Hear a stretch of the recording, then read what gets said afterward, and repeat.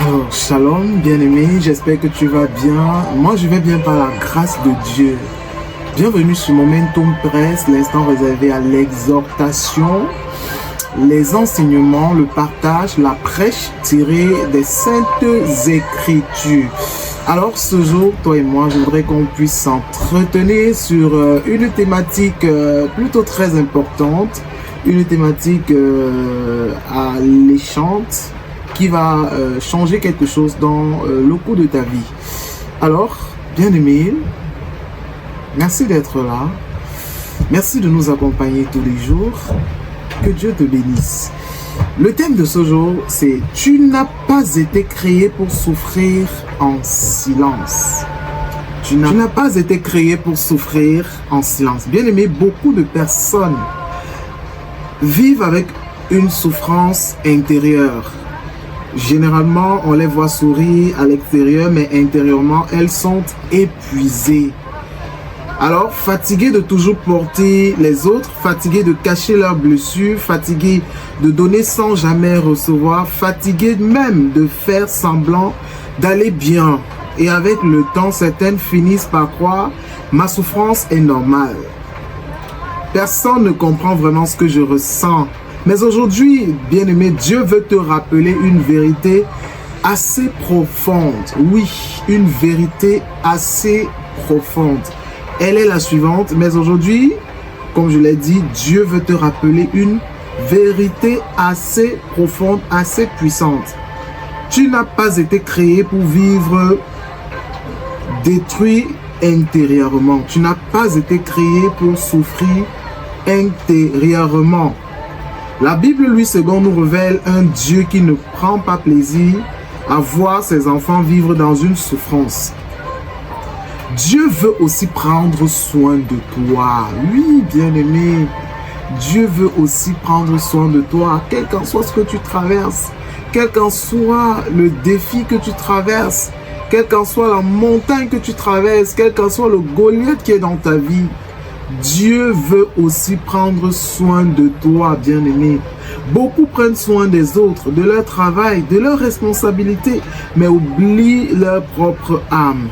Et parfois même les croyants pensent « m'occuper de moi est égoïste ». Non, c'est pas égoïste. À un moment donné, il faut penser à soi-même, il faut penser à se faire plaisir. Et c'est très très important, bien-aimé. Psaume 23,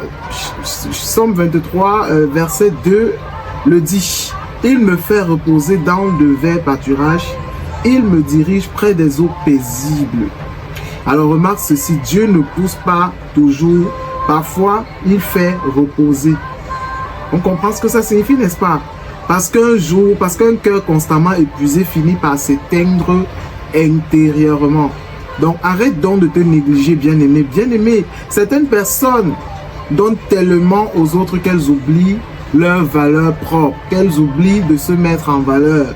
Elles portent tout, elles acceptent tout, elles supportent tout, elles encaissent tout. Mais même Jésus-Christ prenait des moments à l'écart pour prier et se reposer. Dans la Bible, Marc chapitre 6, verset 31 le dit. Venez à l'écart et reposez-vous un peu. Venez à l'écart et reposez-vous un peu. Si Jésus parlait de repos, alors toi aussi tu en as besoin. De paix, de respiration intérieure, de guérison émotionnelle. C'est la plus importante. Protéger donc la paix est importante. Protéger la paix, protège donc ta paix est aussi spirituel. Protéger ta paix est aussi quelque chose de spirituel. Ce siècle nourrit le stress permanent, les comparaisons, les pressions mentales, les relations toxiques et beaucoup perdent leur paix à vouloir plaire à tout le monde. Mais écoute ceci profondément, bien-aimé. Tout ce qui entre dans ton cœur influence ton âme. Proverbe chapitre 4, verset 23, c'est le meilleur passage de la Bible que moi j'aime personnellement. Dans la mesure où Proverbe chapitre 4, verset 23 dit « Garde ton cœur plus que toute autre chose. Garde ton cœur plus que toute autre chose. Car c'est d'elle que proviennent les sources de la vie. » Protège ta paix ne veut pas dire devenir froid. Cela signifie respecter ce que Dieu veut préserver en toi, bien-aimé. Tu as le droit de dire non. Certaines personnes vivent prisonnières de la peur de décevoir les autres. Alors elles disent toujours oui, même quand leur âme est fatiguée. Mais Jésus lui-même ne répondait pas toujours à toutes les attentes humaines. Pourquoi est-ce que je le dis? Parce qu'on ne peut pas sauver tout le monde en se détruisant soi-même. Une protection, une sagesse, une manière de préserver ce que Dieu construit en toi. Dieu ne veut pas seulement que tu survives, il veut restaurer ton âme. Il veut restaurer ton âme, bien-aimé. Toi qui m'écoutes en ce moment, Dieu ne regarde pas seulement tes prières, ton service, ton zèle, ce que tu fais pour les autres. Il regarde aussi l'état de ton cœur. L'état de ton cœur, Dieu regarde à ça, bien-aimé.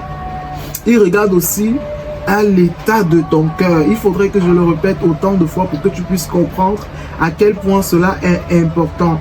Et peut-être qu'aujourd'hui ton âme est fatiguée depuis longtemps. Mais écoute ceci, bien-aimé, Dieu est capable de restaurer profondément ce que la vie a épuisé en toi. Matthieu 11, verset 28 dit, « Venez à moi, vous tous qui êtes fatigués et chargés, je vous donnerai du repos. Venez à moi, venez à moi, vous tous qui êtes fatigués et chargés, et je vous donnerai du repos. » Matthieu 11, verset 28. Le repos que Jésus donne n'est pas seulement un repos physique. Il s'agit d'un repos intérieur. Il s'agit d'une paix profonde, bien-aimé. Il s'agit d'une guérison de l'âme. J'ai une parole pour toi ce matin, bien-aimé. Tu as peut-être porté beaucoup trop longtemps des choses lourdes en silence. Des blessures, des responsabilités, des peurs, des déceptions. Et peut-être que personne ne voit à quel point ton cœur est fatigué. Mais Dieu, lui, il voit tout, bien-aimé. Il voit tes combats invisibles. Il voit tes larmes cachées. Il voit cette fatigue intérieure que tu n'expliques même plus. Et aujourd'hui encore, il te dit, viens à moi. Oui, viens à moi, toi qui es fatigué et chargé. Je te donnerai du repos. Ah, quelle parole, bien-aimé. Quelle parole. Quelle parole. Laisse-moi prendre soin de ton âme. Tu n'as pas été créé pour te détruire intérieurement. Alors j'aimerais prier pour quelqu'un qui m'écoute ce matin. J'aimerais prier pour toi qui m'écoute tous les jours. Pour toi qui dépenses de ton énergie, de ton temps, de tes mégas pour te connecter à cette page Momentum Press. Que le Seigneur te bénisse, mon bien-aimé. Que le Seigneur te fasse grâce dans ta vie. Alors j'aimerais que tu pries avec moi ce matin.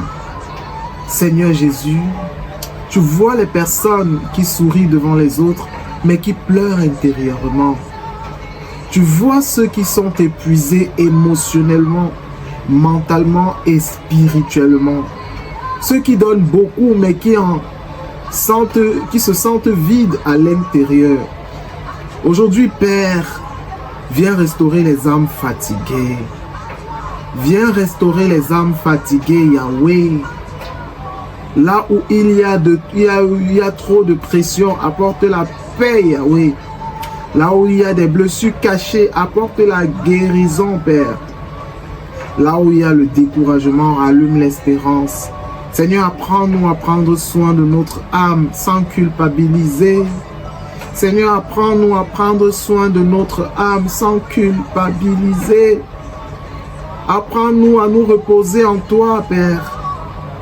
Apprends-nous à protéger la paix que tu mets dans nos cœurs.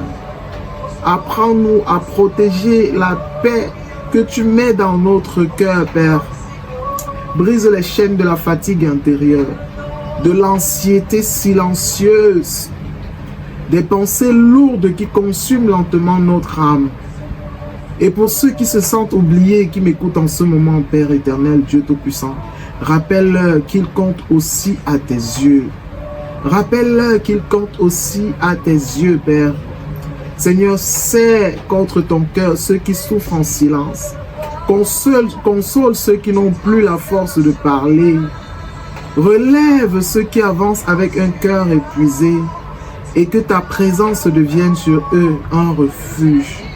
Et que ta présence devienne sur eux un refuge. Et que ta présence devienne pour eux un refuge. Une paix, une restauration profonde.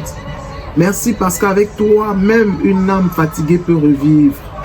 Merci parce qu'avec toi, même une âme fatiguée peut revivre. Seigneur, reçois l'adoration, reçois la gloire, reçois la magnification, reçois l'exaltation. Sois béni notre Dieu, au nom puissant de Jésus-Christ, nous t'avons ainsi prié. Amen, amen, amen. Alors bien-aimés, au plaisir de se retrouver prochainement pour un autre numéro de Momentum Presse.